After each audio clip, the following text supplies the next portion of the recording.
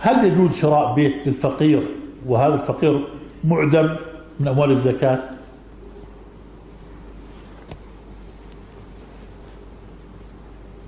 نشتري بيتا للفقير من مال الزكاة، هذا مشروع ولا ممنوع؟ هذا يحتاج منا لبيان. ما هو المقدار الذي يؤذن للغني أن يعطيه للفقير من الزكاة؟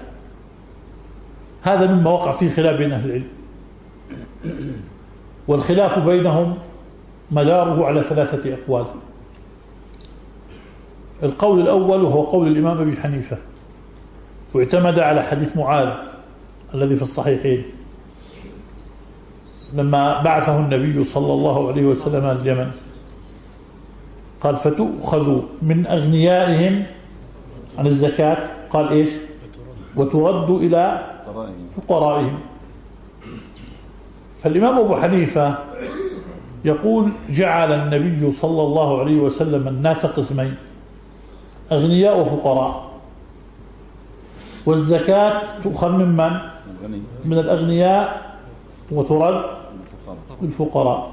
فيقول الإمام أبو حنيفة هذا الحديث يستنبط أو يستفاد منه أشياء، منها فائدتان.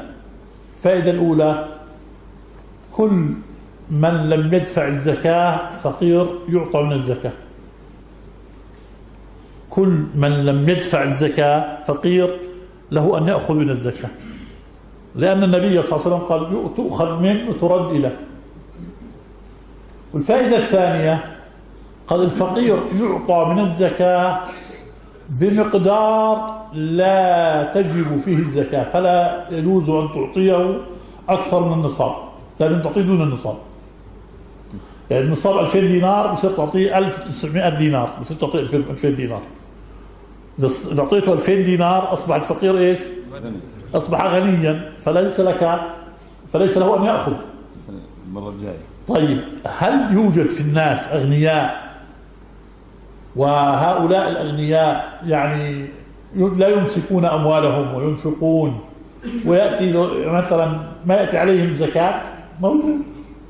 موجود. فالكلام ليس يعني لم يقله النبي صلى الله عليه وسلم من باب التنويع أو من باب الحصر من الناس قسمين لا ثالث لهم، وإنما أراد النبي صلى الله عليه وسلم أن يبين لمعاذ الزكاة يأخذها الغني، يدفعها الغني ويأخذها الفقير. تفاصيل هذه متروكة للناس لإعرافهم. إذا حاجة الفقير تختلف من بلد لبلد، يعني الفقير في عمان ليس كالفقير في بنغلاديش، وليس كالفقير في الإمارات مثلا أو الكويت.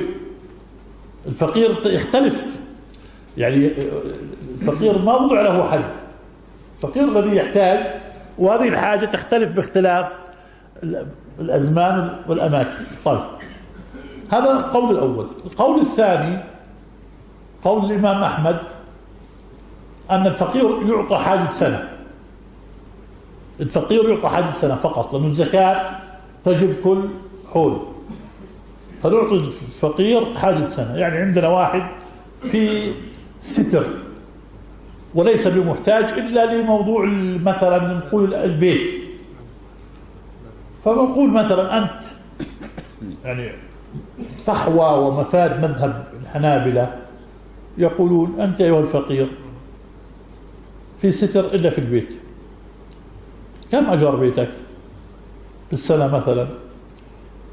قال مثلا أجار بيتي في السنة لنقل 5000 دينار مثلا، 5000 دينار.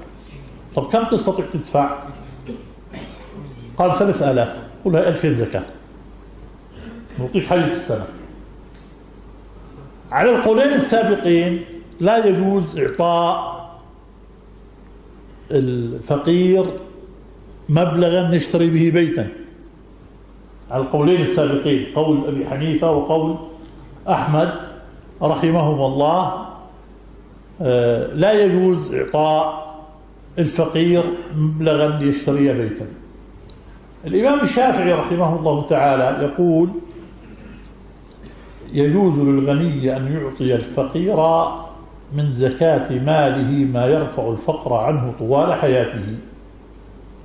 يجوز للغني أن يعطي من زكاة ماله ما يرفع الفقر عن الفقير طوال حياته.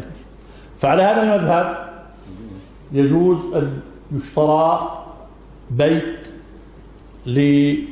للفقير من مال الزكاة، شريطة أن يكون هذا البيت يواري عورة ويسد حاجة، لأنه في بيت ثمنه 10,000 دينار أو 20,000 دينار، وفي بيت ثمنه 1,000,000 دينار. فالفقير إذا أعطيناه من الزكاة ليشتري بيتا، المراد يشتري بيتا إيش؟ يواري عورته ويسد الحاجة التي عنده. فإعطاء الزكاة للفقير لشراء البيت له وجه، لكن كما قلت بالمقدار الذي يلزم، الله تعالى أعلم.